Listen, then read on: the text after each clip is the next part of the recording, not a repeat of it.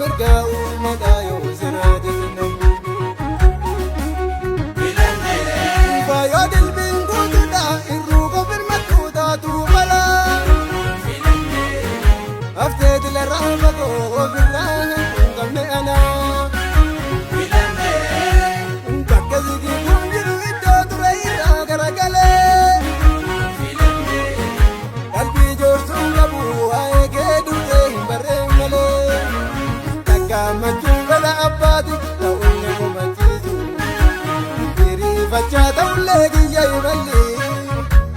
Hidhaamachaa oolee bulus ta'ii danda'u. Hira uumaa keessan hiriira argamu. Hojjetuu onnee miira koo qabbana. Ramuudhaan hidhee mataa jirana. Hojjetuu onnee miira koo qabbana. Ramuudhaan hidhee mataa jirana.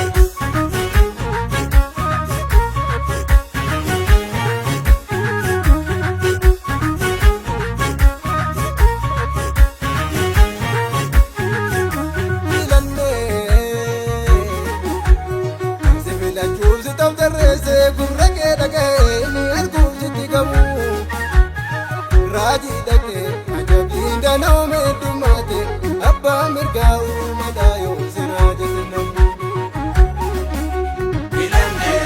Beektuu bakkee yaadinnu lallabaa feddoon qabne takka.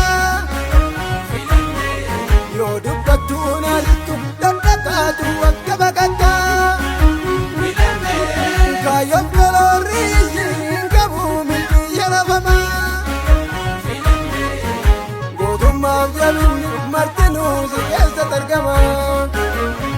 Jaalachuun nama jarraati garan na gammachiisa. Jiraachaasu mata dhooflaadhee abdiini. Meeqa eeggachaa meeqa lubne asoo bakkamne. Yoonas geenye yoonas boqochaa jirti qalbii. Mucucuu abbaa kufetu beeka.